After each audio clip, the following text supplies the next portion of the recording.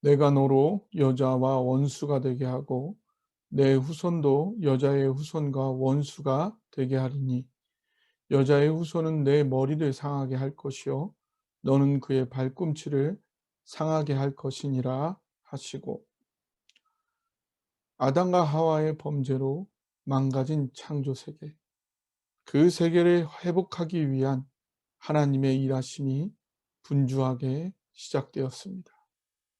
하나님께서는 그 세계를 싹 다 삭제하고 다시 창조하실 수도 있었지만, 사랑의 하나님께서는 좀 더 어려운 길을 택하셨습니다. 그것은 하나라도 없애기보다는 사랑으로 다시 치유하고 회복하는 기나긴 여정을 시작하시었습니다. 하나님의 창조 세계는 아담과 하와를 중심으로 창조되었기에 아담과 하와의 망가짐은 창조 세계 전체의 망가짐이었습니다. 첫 번째, 하나님의 해결책은 인간을 범죄하도록 부추긴 뱀, 사단, 마귀에 대한 것이었습니다. 사단 마귀는 하나님에 대한 정확한 지식을 가지고 있음에도 어떠한 인격적 반응을 하지 않았기에 어떠한 변화의 가능성도 없었고 하나님께서 기회를 주는 것 자체가 무의미하였습니다. 그래서 인간을 유혹한 그의 잘못을 정죄하였고 저주로 벌하셨습니다. 그 다음으로 이제는 회복과 치유의 일을 시작하십니다. 첫 번째는 인간 전체의 구원과 회복에 대한 계획과 약속이었습니다. 오늘은 인간 전체를 회복하는 하나님의 세 가지 약속들을 상고해 보기 원합니다.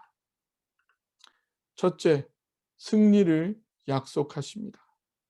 인간은 사단 마귀의 머리를 상하게 하고 사단 마귀는 인간의 발꿈치를 상하게 한다는 약속을 하십니다.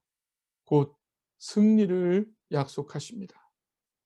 인간이 범죄를 하였기에 사단의 영향력은 인간의 내면과 사회, 문화 안에 이미 침투하였습니다. 그리고 그 영향력과 부작용, 어둠은 이미 돌이킬 수 없는 인정해야 하는 사실입니다. 하지만 하나님은 승리를 약속하십니다. 이것은 모든 것을 다 잃고 죽음 이후 겨우 얻게 되는 명목상의 승리가 아닙니다. 사단에게 빼앗긴 모든 패배가 완전히 잊혀지는, 너무나 작게 느껴지게 되는 완전한 승리를 말합니다. 하나님은 우리 눈에 흘렀던 모든 눈물을 닦아주실 것입니다. 내가 겪었던 모든 슬픔, 아픔, 괴로움, 억울함들이 모두 다 너무나 작게 느껴지고 해소되는 완전한 승리를 주실 것입니다. 나의 범죄와 부족함으로 시작된 인생의 어려움들이지만 그 모든 인생의 어려움을 사용하여 합력하여 선을 이루시는 완전한 승리를 약속하시는 것입니다. 그러니 우리는 잃어버린 것들로 좌절하고 절망하기보다는 하나님께서 약속하신 승리를 바라보며 다시 일어나야 합니다. 사단 마귀가 장악한 이 세상이 나에게 빼앗아 갈 것은 결국 발꿈치를 상하게 하는 것에 불과합니다. 우리는 때로 현재 잃어버린 것들에 너무 마음 아파하며 그 자리에 넘어져 모든 것을 포기하려는 경향이 있습니다. 이것 또한 사단 마귀의 전략에 불과합니다. 내가 잃어버린 것들이 무엇인가요? 나의 재산과 소유, 내 인생의 기회와 가능성들, 관계와 친분들, 명성과 자존심, 이 세상에 아무리 소중한 것들을 잃어버렸다 한들, 그러나 아직 나에게 남아있는 것들에 비하면 내가 지금까지 잃어버린 것들은 너무나 작은 것, 발꿈치에 불과합니다. 우리에게 남아있는 최고의 보물 중 하나는 바로 나 자신입니다. 나의 영혼과 인격, 그것은 사단 마귀가 결코 손댈 수 없고 마음대로 할 수가 없습니다. 그리고 나의 영혼과 인격만 다시 주님의 사랑으로 회복되고 바로 선다면, 그리고 필요하다면 그 외의 모든 것은 다시 공급되고 자리를 찾게 되고 다시 기회가 열리게 돼요. 사단 마귀의 모든 괴계는, 모든 능력이 수포로 돌아가는 결정타를 맞게 되는 것입니다. 그리고 이러한 승리는 나 혼자의 힘으로 이루는 것이 아닙니다. 둘째, 구원자를 약속하십니다. 하나님과의 관계가 단절되면서 내적 균형이 깨져버린 인간은 스스로 내면의 문을 걸어 잠가 버렸기에 하나님과의 관계를 복원하여 정상적인 삶으로 돌아오는 것이 스스로는 불가능하였습니다. 이미 망가진 인간은 스스로에게는 복원할 수 있는 능력이 없었습니다. 아담과 하와가 망가진 것이니, 너희가 망친 것이니 너희가 책임을 져라, 너희가 회복하고 승리를 이루거라 하는 것이 마땅함에도 스스로 회복할 능력이 없었던 것입니다. 이러한 절대 절망의 자리에 하나님은 인간을 혼자 내버려 두지 않으셨습니다.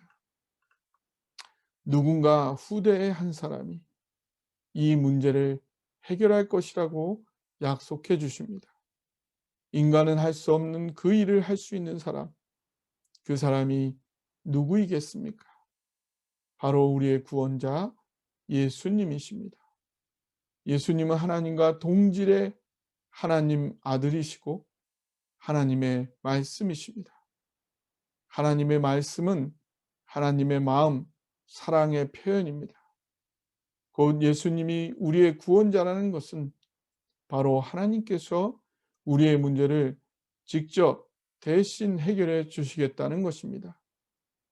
우리는 우리의 모든 문제를 해결할 능력이 없습니다. 하지만 좌절할 필요가 없습니다. 하나님, 예수님께서 우리의 구원자, 해결자, 도움이 되십니다. 오늘 당신의 문제와 한계, 절망은 무엇입니까? 나 혼자 내버려 두시지 않고 구원자, 해결자, 도움을 공급하시는 하나님께서 나와 함께 하십니다. 이것이 우리의 유일한 희망이요, 절망할 필요가 없는 이유입니다. 사방이 막혔어도 하늘은 항상 열려 있고 인간이 생각할 수 없는 차원이 다른 도움이 되시는 분이 나에게 새로운 길을 열어주십니다. 우리의 구원자 예수님께 의지하여 다시 일어나시기 바랍니다. 그러면 인간의 역할은 그저 구경만 하는 수동적인 것일까요? 결코 그렇지 않습니다. 하나님은 나를 구경꾼이 아니라 주인공이 되길, 나의 승리가 되길 원하십니다. 하나님은 내가 승리의 주인공으로 싸우도록 도우시고 구원하는 것이지, 구경꾼이 되도록 도우시고 구원하시는 것이 결코 아닙니다. 셋째, 여자로 문제 해결의 통로가 되게 하십니다. 여자는 남자보다 나중에 지어진 남자의 돕는 배필입니다. 돕는 자는 도움을 받는 자보다 더 뛰어나야지 도울 수 있습니다. 그렇다면 여자는 남자보다 하나님께서 더 공들인 우수한 존재입니다. 어쩌면 사단 마귀의 유혹이 여자로부터 시작된 것 또한 남자에 대한 여자의 영향력을 정확히 파악하고 있었기 때문입니다. 어쨌든 범죄는 여자로부터 시작되었다고 성경은 기록하고 있습니다. 이 사실이 더 우수한 여자가 남자보다 열등한 존재가 되게 합니다. 가부장제는 인간 범죄의 결과이지 정상적 인간의 문화가 아닙니다. 사단의 꾀임에 의해 범죄에 대한 책임을 우선적으로 지고 남자보다 열등해진 여자를 하나님은 영원히 정죄하려 하지 않으십니다. 오히려 그 여자를 통해 인간이 시작한 문제를 해결하겠다고 약속하십니다. 하나님은 먼저 죄를 지은 여자가 영원히 열등한 존재로 죄를 짊어지고 살기를 원하지 않으십니다. 오히려 창조 세계의 문제를 해결하는 주체자로 서게 하십니다.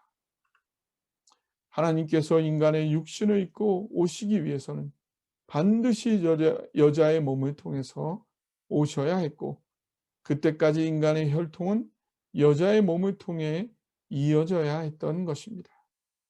자신의 몸을 희생하여 새 생명을 낳는 여자의 특성과 몸은 자신의 희생함으로 창조 세계를 품으시고 구원하시고 새롭게 창조하시는 하나님의 모습을 더욱 닮아 있습니다. 인간의 혈통과 모든 문명, 업적은 여자의 희생 없이는 결코 존재할 수가 없었습니다. 하나님은 이러한 여자의 우수성과 주체성을 말살하는 것이 아니라 존중하시고 그것이 인정되기를 원하셨습니다. 그러므로 가부장제는 범죄한 인간의 제도이지 하나님께서 기뻐하는 제도가 아닙니다. 남녀가 평등한 여자들 또한 모든 삶의 영역에서 주체적인 주인공들이 되는 것이 하나님께서 기뻐하시는 하나님 나라의 모습입니다. 하나님은 오늘 우리에게 승리를 약속해 주십니다. 모든 눈물을 닦아 주시고 모든 것이 합력하여 선을 이루는 완전한 승리를 약속해 주십니다. 우리의 죄됨과 연약함을 아시고 우리의 구원자, 치료자, 도움이 되십니다. 어느 누구도 열등하거나 수동적인 구경꾼이 아니라 여자와 남자 모두가 하나님께서 보장한 승리의 주인공이 될 것을 약속하십니다.